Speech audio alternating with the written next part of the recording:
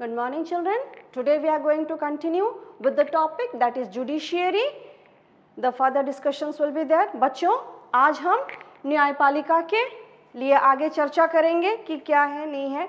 उस दिन हमने क्या देखा कि न्यायपालिका क्यों ज़रूरत है, कि क्या महत्व है उसका और स्वतंत्र न्यायपालिका क्यों चाहिए। That day we have discussed that is what is the use of judiciary, why judiciary, and the next topic was why judiciary must be independent. Today we are going to get to the further discussions beta. Now coming to the layers or the steps of the judiciary, न्यायपालिका के स्तर के बारे में आज हम discuss करने जा रहे हैं।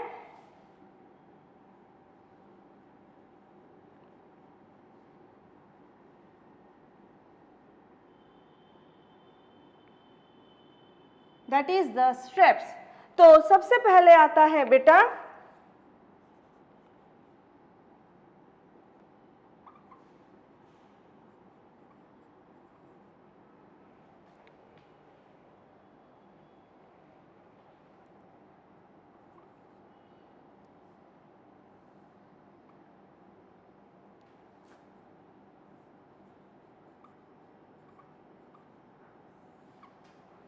अधीनस्थ न्यायालय, that means subordinate.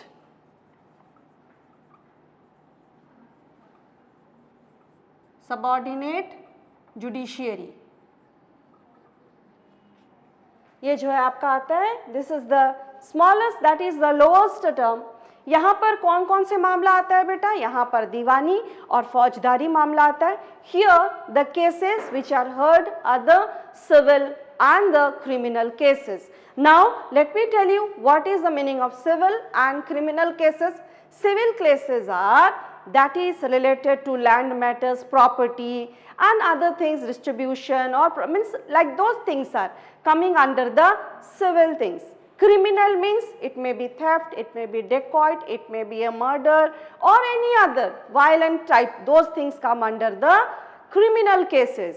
Deewani cases कौन सी होती है? दीवानी केसेस में आते हैं जैसे कि जायदाद को लेकर कोई मामला, कोई जमीन जायदाद को लेकर या कोई हिस्सा बांटी होना है, मीन्स जैसे कि ज़मीन वगैरह उस चीज़ के ऊपर में जो तहत होता है, केस होता है, उसे हम सिविल कहते हैं या दीवानी केस कहते हैं। दूसरा जो होता है मुकदमा बेटा, उसे हम फौजदारी कहते हैं। फौजदारी इंग्लिश में क्रिमिनल केसेस कहते हैं। फौजदारी मामला में आता है जैसे कि चोरी, डकैती, फिर आपका खून खराबा जो भी है। तो इस तरह का दो तरह का मतलब जो केसेस यहाँ पर आते हैं और ये सबसे निचली अदालत द सबऑर्डिनेट जस्ट जुडिशरी होती है। यहाँ पर जो है उन तरह के केसेस का जो है आपका फैसला किया जाता है, मुकदमा लिया जाता है। इसके ऊपरी स्तर पर आता है आपका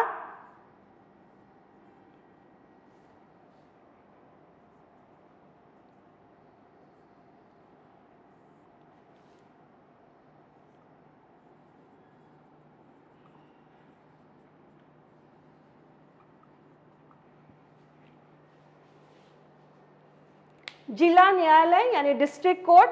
यहाँ पर क्या होता है कि जो निचला जो कोर्ट है बेटा, द सबऑर्डिनेट कोर्ट जो है, जो अधीनस्थ न्यायालय है, इसका जो भी केस है यहाँ पर जो अपील होता है, अपील यानी अगर आप सेटिस्फाई नहीं है, अगर आप जो जजमेंट मिला आपको, फैसला से आप खुश नहीं है, आप दोबारा जो है यहाँ पर मुकदमा दायर कर सकते हैं। जब आप यहाँ पर मुकदमा दायर करेंगे फिर से आपकी केस की सुनवाई होगी और फिर से जो है जो भी प्रोसेस है, जो भी मत कार्रवाई है की जाएगी। करने के बाद जो है आपको दोबारा से एक नया फैसला दिया जाएगा, सुनवाया जाएगा। उसके अलावा क्या होता है, जिला के तहत जो भी केसेस होती है या जो भी फैसला देना होता है वो इस स्तर पर किया जाता है बच्चा। नेक्स्ट जो होती है वो है आपका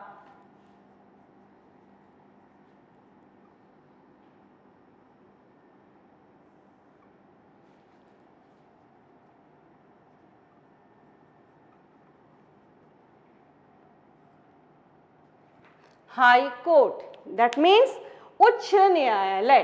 अभी यहाँ पर हमने देखा कि पहला स्टेप पर अधीनस्थ न्यायालय एकदम निचले स्तर पर है बच्चा, जहाँ पर फौजदारी और दीवानी मुकदमे चलाए जाते हैं, सुनवाई होती है, उनकी हियरिंग होती है, आपको फैसला मिलता है। फिर उसके ऊपर जो होती है ऊपर स्तर पर वो है जिला न्यायालय, डिस्ट्रिक्ट कोर्ट्स। यहाँ पर जो होता है आपका, यहाँ पर क्या है कि जिला के अंतर्गत जो भी मुकदमा होता है बच्चा, वो जो है यहाँ पर सुनवाई होता है।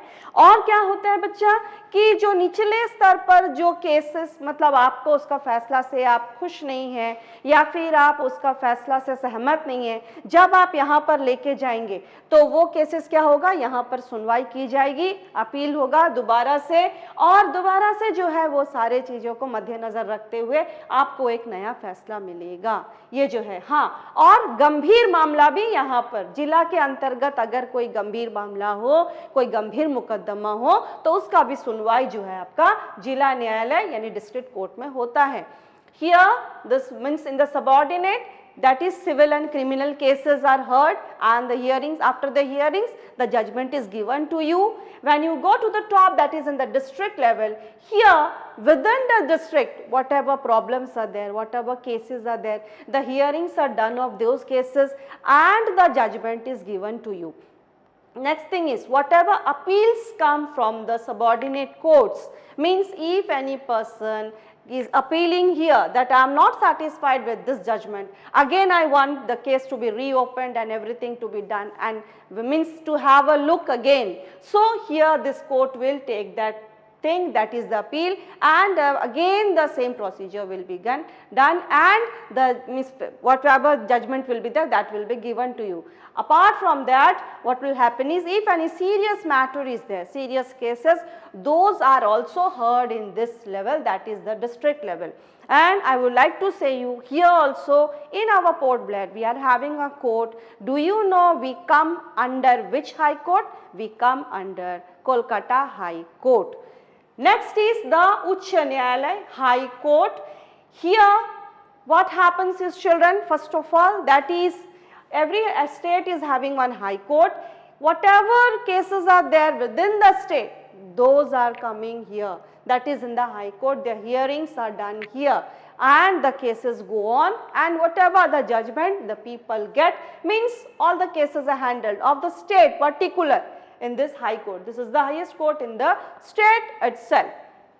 Next what happens is whatever appeals come from the subordinate court, that is either from subordinate or from the district court, if again the person or the victim is not satisfied with the judgment which is given by the subordinate or the district court, again he can appeal here in the High Court and the hearing will be done. That is, again the appeal will be accepted and the case will go on, and here again after hearing of the cases, after the pros and cons, then a new judgment will be given here. Next is what happens is regarding the fundamental rights. To levy the fundamental rights, the writs are issued here. As we have already studied about the writs, mandamus, quo warranto, certitudo. So all these things are done here. That is, here the work is more. As we grow on, as the head becomes big, the means the responsibilities also becomes much more and more. And whatever cases are to be seen in the means within that state, that is also done under the High Court. यहाँ पर उच्च न्यायालय में क्या कार्य होता है बेटा? सर्वप्रथम कार्य ये होता है कि उस राज्य के अंतर्गत जो भी केसेस वगैरह, जो भी मुकदमा होता है, वो जो है यहाँ पर दायर किया जाता है। दायर करने के बाद क्या होता है बेटा? उसका सुनवाई यहाँ पर उच्च न्यायालय में होता है। दूसरी क्या चीज़ है? जो हमारा मौलिक अधिकार है, जो हमें प्राप्त है, उसको जारी करने के लिए रीट जारी की जाती है। मुझे उम्मीद है आपको याद होगा, हमने 5 तरह का रीट पढ़ा था, क्वो वारंटो, प्रोहिबिशन वगैरह, तो वो सब शायद आपको याद होगा, वो सब यहीं पर होता है, उसके लिए रीट जारी किया जाता है। अगला क्या होता है बेटा कि अगर कोई व्यक्ति यहाँ का फैसला और यहाँ का फैसला से संतुष्ट नहीं है, वो व्यक्ति दोबारा जो है यहाँ पर यानी उच्च न्यायालय में फिर से जो है आपका मुकदमा दायर कर सकता है। उसे अपील कहते हैं कि फिर से एक रिक्वेस्ट होता है, एक पिटिशन होता है कि दोबारा जो है मेरा मुकदमा को सुना जाए और मुझे एक सही फैसला दिया जाए, वो भी यहाँ पर होता है। और राज्य के अंतर्गत जैसे मैं कही कि कानून की सुरक्षा करना, देखरेख करना, सब कुछ जो है यहाँ पर हाई कोर्ट के तहत ही होता है बेटा, और यहाँ का अपील वगैरह भी सुना जाता है। हाँ, और क्या होता है बच्चा कि कानून व्यवस्था भी सही तरह से अपना हाई कोर्ट जो है, जो राज्य है वहाँ पर उनका रिस्पॉन्सिबिलिटी, जिम्मेदारी है कि वो देखे कि मेरे राज्य में जो भी मुकदमा है जल्द से जल्द सुनवाई हो रहा है, फैसला हो रहा है और कानून व्यवस्था जो है सुचारू रूप से चल रहा है। अब अगला जो आता है बेटा,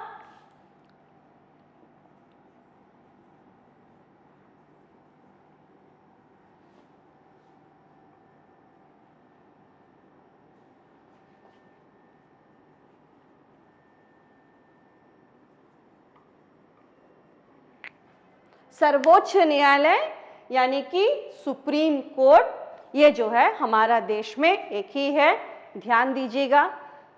छोटे स्तर पर ये कोर्ट प्रत्येक जगह में आपको मिलेगा, जिला में आपको ये मिलेगा, डिस्ट्रिक्ट कोर्ट मिलेगा। उच्च न्यायालय जो है प्रत्येक राज्य में मिलेगा। सर्वोच्च न्यायालय हमारे देश में एक ही है। That is, there is only one Supreme Court in our country, not in every state. In every state, what we are having beta? We are having High Court.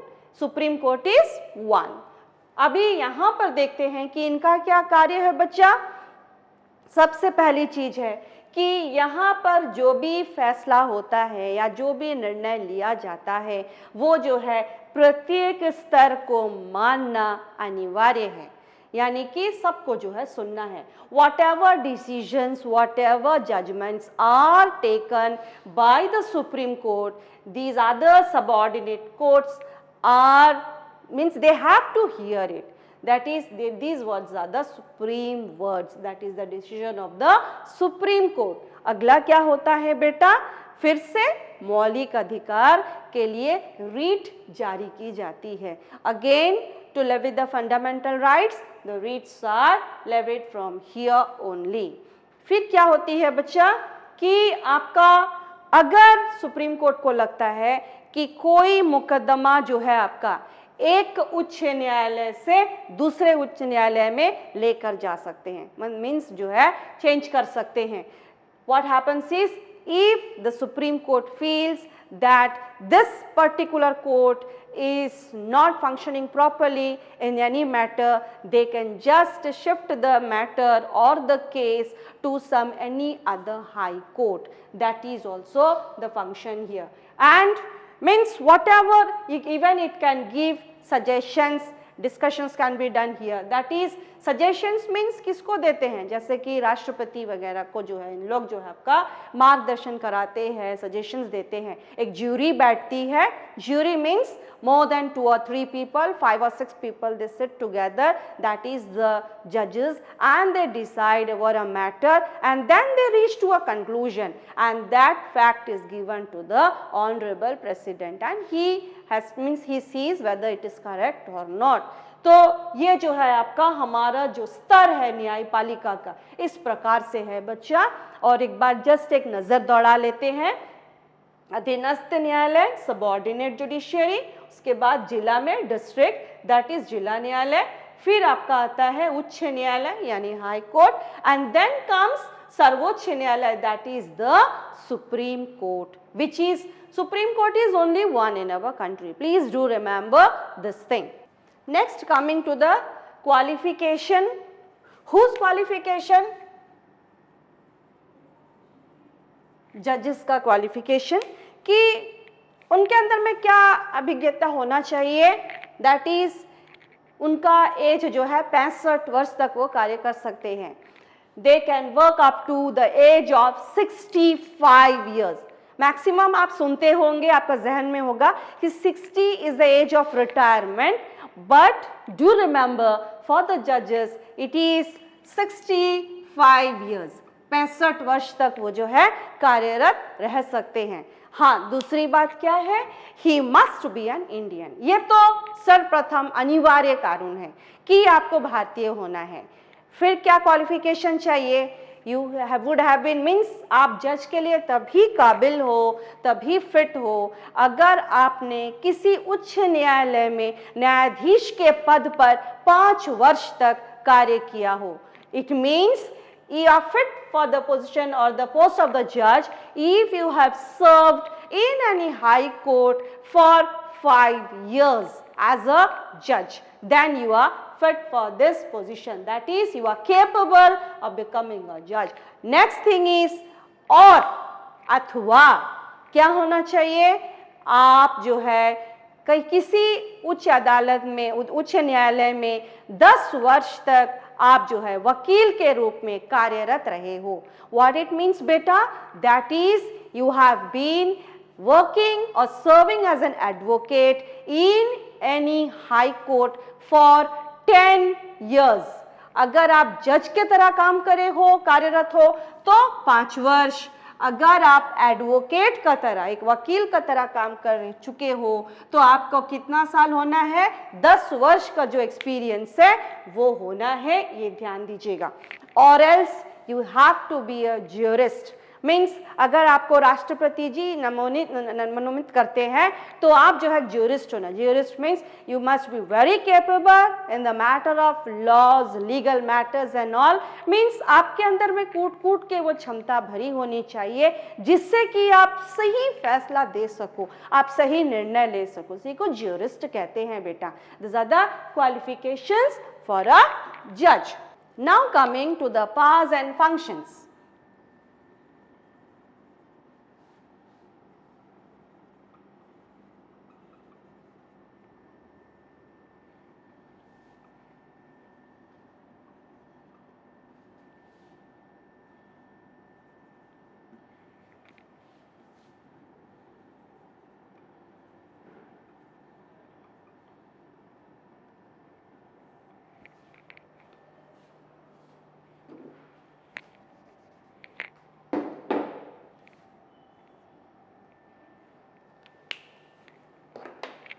Original jurisdiction, ये जो है पहला फंक्शन है आपका कि original jurisdiction यानी प्रारंभिक क्षेत्राधिकार।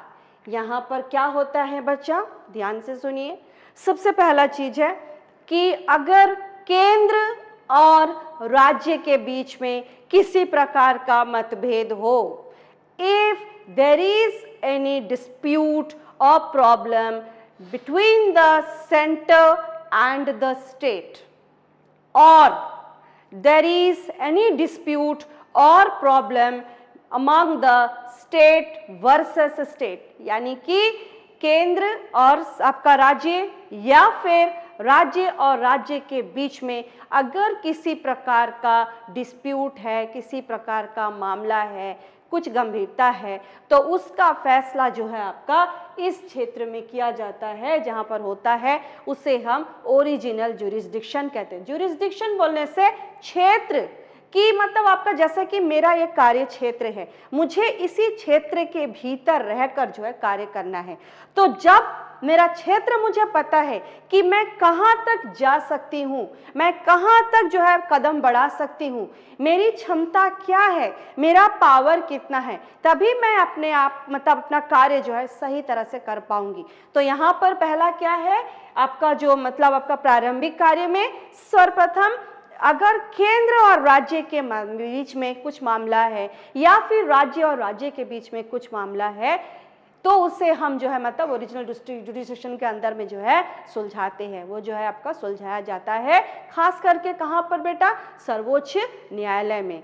अगला क्या होता है बच्चा, अगला ये है कि अगर कहीं पर हमारा मौलिक अधिकार का हनन हो रहा है, if anywhere we can find that our fundamental rights are being violated, hampered, not given to us, we can directly go to the judiciary. We can knock the door and we will get the judgment, whatever is in our favor. If we are correct और right. तो यहाँ पर क्या है कि मौलिक अधिकार, जैसे मैं बार बार आपको कह रही हूँ, 6 मौलिक अधिकार हमारे पास है बेटा, और ये 6 मौलिक अधिकार हमारा जीवन है, वो हमें जीने की एक राह दिखाती है। और जब प्रत्येक नागरिक को अपना मौलिक अधिकार स्वतंत्र रूप में आपका मिलेगा, तब क्या होगा, तब ये देश विकास करेगा, क्योंकि प्रत्येक नागरिक जो है स्वेच्छा से, खुशी से, ईमानदारी से अपना कर्तव्य निभाएगा, तभी यह हो सकता है बच्चा।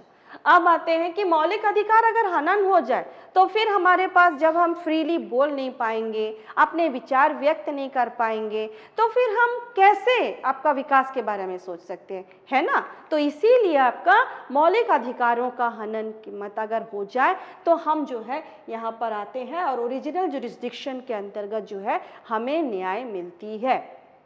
फिर आपका होता है कि कोई भी गंभीर केस अगर हो जाए, कभी कभार होता है ना, केस का रेटिंग होती है, कुछ केसेस ऐसे होते हैं जो मतलब आपका उतना गंभीर नहीं होते हैं, कुछ केसेस ऐसे होते हैं जो बहुत गंभीर होते हैं, जो कि आपका देखा जाता है कि पूरा राष्ट्र को प्रभावित कर रहा है या पूरा राज्य को प्रभावित कर रहे हैं, काफ़ी ज़्यादा लोगों को प्रभावित कर रहे हैं। तो उस समय क्या है, वहाँ पर जो है गंभीरता ना बेटा बढ़ जाती है।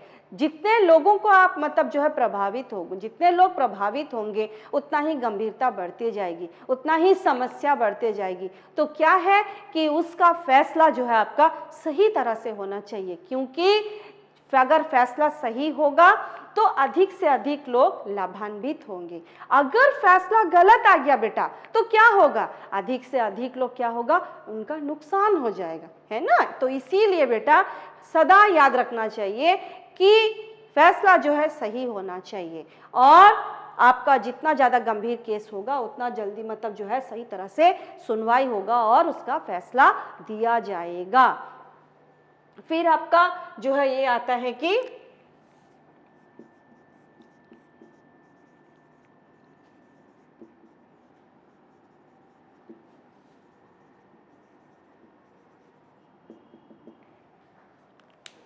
एपीलेट जुरिस्डिक्शन, ये तो था ओरिजिनल। नेक्स्ट जो आता है आपका एपीलेट जुरिस्डिक्शन, यानी अपीलीय क्षेत्राधिकार।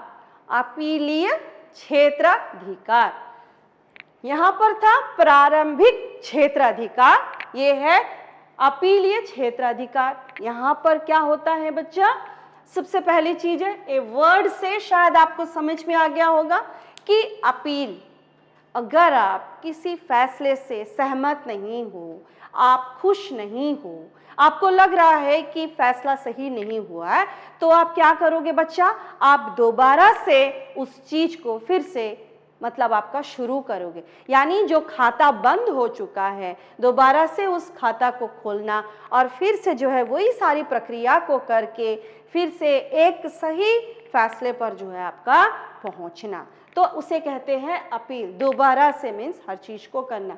यहाँ पर क्या है, जो भी निचले अदालत का मतलब आपका अपील्स आता है, तो वो जो है खास करके आपका कहाँ पर, सर्वोच्च न्यायालय में सुना जाता है। फिर से सुनवाई होती है, वहाँ पर केस चलता है। चलने के बाद क्या होता है बच्चा कि मतलब ज्यूरी बैठता है, वहाँ पर बहुत सारे जज बैठते हैं, फैसला करते हैं, गंभीर रूप से जो है आपका विचार विमर्श करते हैं, परामर्श करते हैं, फिर जो है एक नतीजे पर पहुँचते हैं। क्योंकि ये जो फैसला है बच्चा, ये जो कार्य है ना जुडिशियरी का, न्यायालय का, ये मजाक नहीं है। यहाँ पर क्या है, एक गलत फैसला जो है आपका किसी व्यक्ति के प्राण विशेष पर भी आ सकता है। इसीलिए जो कार्य होता है ना हमारे न्यायाधीश का, बहुत ही महत्वपूर्ण कार्य है, क्योंकि यहाँ पर आपका जीवन मरण का एक फैसला आ जाता है बच्चा।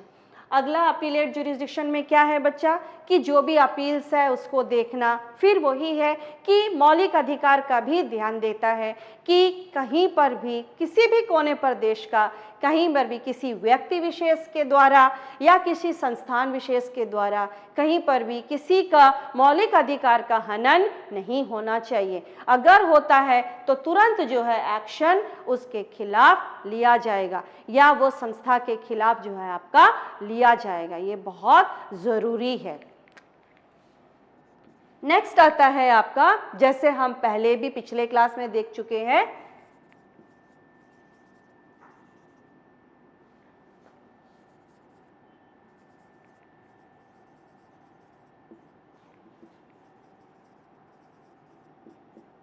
Guardian of constitution. Guardian of constitution में क्या है, यानी कि जो हमारा संविधान है उसका संरक्षक है, यानी हमारा संविधान से जो भी हमें अधिकार वगैरह प्राप्त हुआ है उसका जो है संरक्षण करता है, उसे गाइड करता है, बचाता है, देखता है कि हाँ हमारा देश सही तरह से कार्यरत है कि नहीं।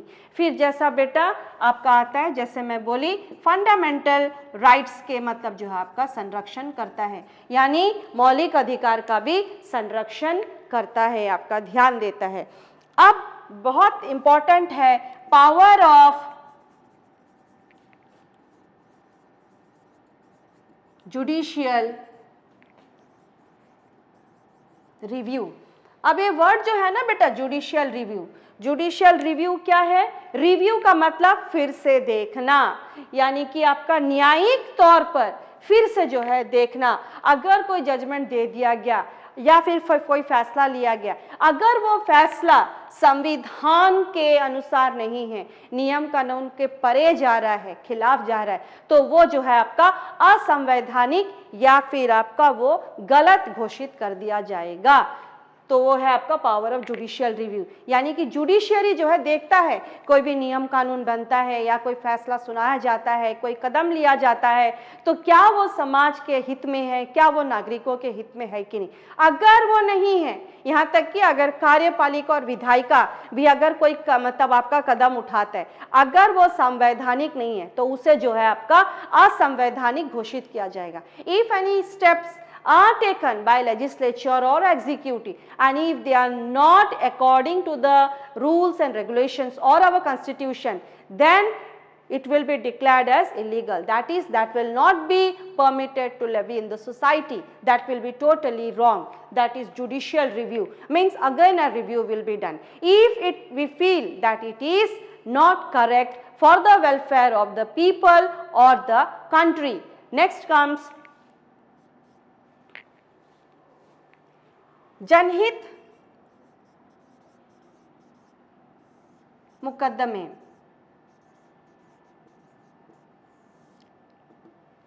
जनहित मुकदमे, by the word you can feel, जनहित का अर्थ ही ये है कि आपका मतलब जो है मीन्स यहाँ पर कि जन का हित होना चाहिए, यानी व्यक्ति विशेष का हित, हित यानी भलाई होना चाहिए। अगर आपको लग रहा है कि कोई मतलब जो है कानून या कोई फैसला जो है आपका नागरिकों के हित में नहीं है, तो वहाँ पर क्या होता है आपका दोबारा से जो है मुकदमा चलाया जाता है। और इसमें क्या है बेटा, इसका एक अच्छाई क्या है कि गरीब से गरीब, कभी कभार कुछ लोग क्या है आपका हताश हो जाते हैं कि मुझे और फैसला नहीं मिल सकता, क्योंकि वो गरीब होते हैं, वो जो है आपका कानून का दरवाज़ा खटखटाने से डरते हैं, खर्चा करने के लिए असमर्थ होते हैं। तब क्या होता है कि जनहित से मतलब जो जनहित का अर्थ ही है कि वेलफेयर ऑफ द पीपल, तो ये एक याचिका होता है, एक अपील होता है। अगर वो दायर किया जाए तो कोई भी व्यक्ति कर सकते हैं, जरूरी है कि वो खुद वो व्यक्ति करे, कोई और व्यक्ति अगर उसका सहारा बनना चाहता है, उसको इंसाफ दिलाना चाहता है, तो ये करने से क्या होगा बेटा कि उसे जो उस व्यक्ति विशेष को जो है आपका सही फैसला सही समय पर मिल जाएगा। अब आते हैं आपका बहुत एक इंपॉर्टेंट टॉपिक पर, वो है जुडिशियल एक्टिविज्म।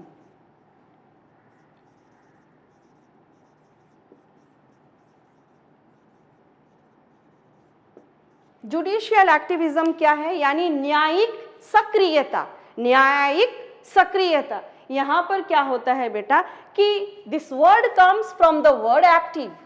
एक्टिव का मतलब ही है एकदम सक्रिय रहना, जानदार रहना, मीन्स हमेशा जो है आपका मतलब कर्मठ रहना, तैयार रहना काम करने के लिए। यहाँ पर कभी कभार आप देखते होंगे कि कोई मुकदमा चल रहा है, वो व्यक्ति खत्म हो गया लेकिन मुकदमा फिर भी सुनवाई हो रहा है, तो यानी कि उस व्यक्ति को जीते जी फैसला नहीं मिला, न्याय नहीं मिला। अब ऐसा नहीं है, आप सुने होंगे फास्ट ट्रैक। इसमें क्या होता है, अगर केस को आप डाल दो, जुडिशियल जो है अब कदम आगे बढ़ा रहा है, आगे बढ़ रहा है। इसमें आपका कानून में क्या होगा, आपका सुधार आ जाएगा और जल्द होगा। मीन्स जो चीज़ 10 साल में होने वाला था वो जो है आपका करीब 1 वर्ष में जो है निपटाया जाएगा। इससे क्या है, आपका लोगों का एक विश्वास जागेगा, किसके प्रति, यानी कि हमारे न्यायपालिका के प्रति, और ये विश्वास सदैव होना चाहिए। बेटा इस पाठ से हम यही सीखते हैं कि सदा जो है आपका सही रहो, जो भी आप फैसला करो सही करो और सत्य का साथ दो। उम्मीद है आप ये सारे टॉपिक्स को सही तरह से पढ़ेंगे। Be safe, be happy, thank you.